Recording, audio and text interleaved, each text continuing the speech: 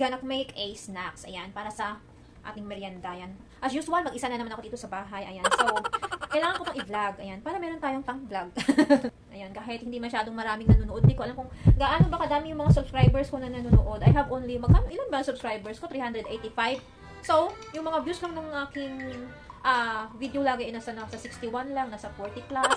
Ganyan. Hindi ko alam kung ilan sa kanila yung mga nanonood. So, mga karaniwan siguro sa kanila ay mga absent or nag-cutting classes. So, ayan.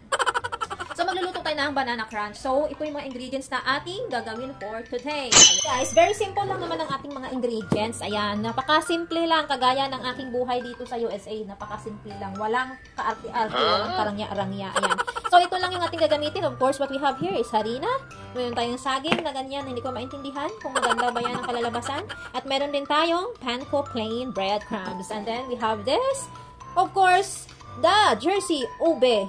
Condensed na gagamitin natin for today. So, ang gagawin natin guys, ganito lang yan. Ayan, lalagyan natin ng tubig ang ating harina. Ganyan. Ayan. So, pagkatapos natin lagyan ng tubig, gagawin natin ay of course, i-mix, mix, ang ganyan. So, bago natin pagpatuloy ang pag-mix, baka matuluyan na talaga siya matunaw. Ayan. Of course, lagyan natin ng makapangyarihang kondensada. Kondensada. Ayan, ha. Tantahin nyo lang kung gaano kadami yung gusto nyong ilagay. Ayan. So, the flavor of our banana crunch for today is ube banana crunch. Ayan. Kaya ako nagbablog, guys. Alam mo kung bakit ang purpose ng pagbablog ko? Hindi lang po para sa ichi-burichi. O, nagbablog ako para lang sa mga memories ng aking buhay someday. Ayan. Pero, main reason kung bakit ako nagbablog. Kasi nga, marami akong sinusuportahan sa probinsya. Akala nyo ba? Hindi naman tayo payamanan, ganyan. Pero hindi ko alam guys kung kikita ba tayo sa ating vlog or hindi. Bahala na si Batman. Hindi ko rin alam kung na-inform ba si Batman na siya nang bahala sa akin. Bahala na si Batman. Pero hindi ko alam kung alam ni Batman yan. Ayan. Ilang years na rin yung aking pagbablog. Nagbablog na ako sa province pa lang. Nung wala ako dito. Pero, ito nga, wala tayong ibang libangan. Marami kong sinusuportahan sa province ng mga pinapakain. Ilan ba sila? 6, 7, 8, 9, 10. 10 guys na mga hayop. Ayan. 6 na aso, 3 pusa, 1 rabbit. Oh my God!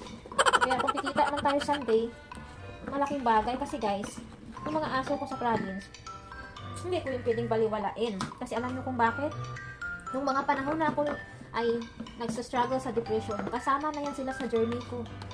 Ayan, lalo na yung nag-iisang aso ko doon na ako talagang nagpalaki, si Star D. Ayan, isa din yan sa joke ko ba, malay mo someday kikita yung vlog natin, so makakatulong yung para madala ko siya dito sa US. Kasi plano ko yung kukuhain ko siya. Guys, so syempre, alam niyo naman yung pet transport, sobrang mahal. Ganyan, so parang napaka-imposibleng mangyari, pero hindi ko alam, bahala na si Lord. Huwag ko nabigyan na, ayaw ko nang bigyan ng trabaho si Batman, si Lord na muna. Ayan. So ganito lang, di ba? Ganyan lang, ang ganda natin. Napaka-hyper ko ngayong araw, hindi ko alam kung bakit. So of course, after nyan, ready na yung ating ubi banana. Yan, ubi na mix. So, ang susunod natin gagawin ay ilalagay natin yung breadcrumbs dine. Ito yung breadcrumbs na nabili ko. Yan. Dapat yung bilhin yung guys, yung breadcrumbs na pang tempura ha. Yan. Ito nagsasalan dito. Yan. So, sa mga nanonood, paki-support naman yung vlog ko guys. Maawa kayo sa akin. Madami akong sinusuportahan sa probinsya. Maliban sa 10 aso, meron pa akong nanay na binibilhan ng maintenance. Diba? Yan. Huwag mo makaawa. Huwag kayong mag-bash dyan ha. Pag kayo nag-bash sa akin, bahala kayo sa buhay nyo. Kasabihin nyo, hindi ka nagtatrabaho dyan. Magtrabaho ka kasi. Ay, naku guys, hindi ganun kadali. Kakarating lang natin din sa Amerika. Hindi ka nagtrabaho ka agad-agad. Kung alam nyo lang, and if you know, my char, kung alam nyo lang at if you know. So, ito na. Ayan na yung breadcrumbs natin ha. Ready na. Laging handa. Ayan, ang breadcrumbs. So, ang gagawin natin ay, ikukot lang natin. Meron ako itong kutsara din. Bakit pa tayo maglalagay? Ayan. Ikukot lang natin itong ating saging sa ating ginawang ube. Ayan. Lagay natin ganyan. Ayan. Ikukot natin. Diba? Ang ganyan. Parang pretty siya. Tapos, saka natin siya ilalagay sa breadcrumbs. Kunting tak-tak lang para hindi naman masyadong basang-basa. Ayan. Kunting tiis. O, diba? Ganyan, kita nyo ba? Magreklamo lang kayo kung hindi nyo nakikita, ha? So, yan na. Ayan. Nagluto-lutuan din tayo kasi baka magagalit na kayo. Puro na lang garden nakikita sa labasan. Kaya walang nanonood sa akin. Baka sabihin, boring yung vlog ko. Kaya ganun, puro na lang halaman. Ganun, puro na lang panamin. Di magluto-lutuan tayo. Bahay-bahayan. Ganun. So, ito na guys. Ito na. Kita nyo yan. Coated. Ayan. Nangis ko po talaga naman. Actually guys, ito talaga yung binibenta namin sa province. Kaming magkapatid. Yung negosyo namin sa school. Siomai, tsaka ganito. Ito ay ideya ko lamang na nakita ko sa kung saan lupalop na aking inimitate. Ayan. Aray ko. At syempre, isi-share na rin natin sa inyo, no? Para kayo ay matuto din. Ay, mas healthy ito kumpara mo sa burger, tsaka sa burger at tsaka hotdog. Diba? Mas healthy ito. Dini. Ay, talaga naman katigas ng ulo ng saging na ito. Repeat na repeat. Paulit-ulit lang ganyan. Diba? Parang ako lang na paulit-ulit. Ulit-ulitin lang natin ganyan. At kasi ang liit ng aking tupperware. Tuloy nahihirapan tayo. Hanggang nagawa mong komplikado yung sitwasyon. Ayan. Ganyan lang. Favorite na husband ko, na-try niya na to guys. Actually, alam mo sa Pilipinas, ito yung negosyo namin sa school. Ay talaga namang kinababaliwan ng mga estudyante guys. Sobrang sarap daw kasi. Kaya gayahin nyo na rin.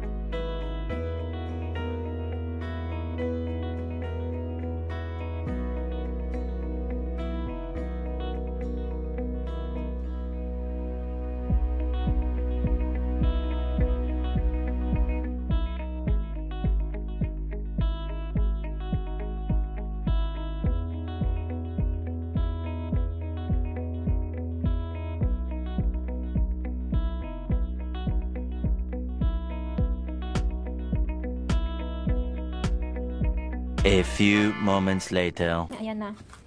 Diba? Ka-pretty. Guys, naglagay na tayo ng mantika. Antayin na natin yan na uminit bago natin ilagay. Ayan, pinrepair ko na itong ating paglalagyan mamaya. Ayan.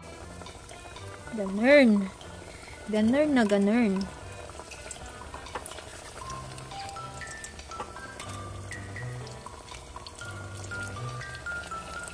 Inaan lang natin yung apoy parang malakas. Baka masunog, hindi pa luto yung loob. Ayan. Ayan. Malalaman mo yan guys kung paluto na kasi nagpo-float na siya. Ayan. So, ito na guys yung first batch natin. So, ilalagay na natin yung second batch.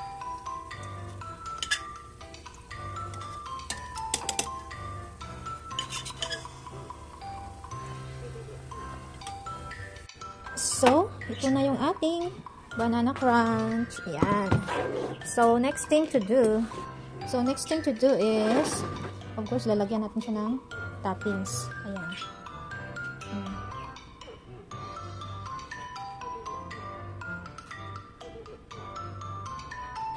As usual, akin luto, akin kain.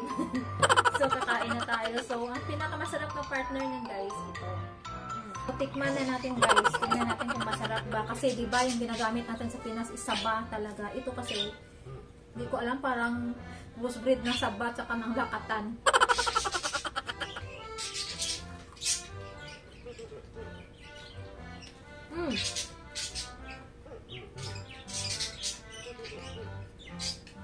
Masarap.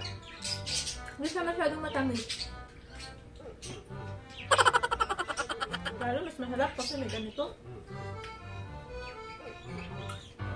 Oh, heaven. Masarap siya tapos ang crunchy.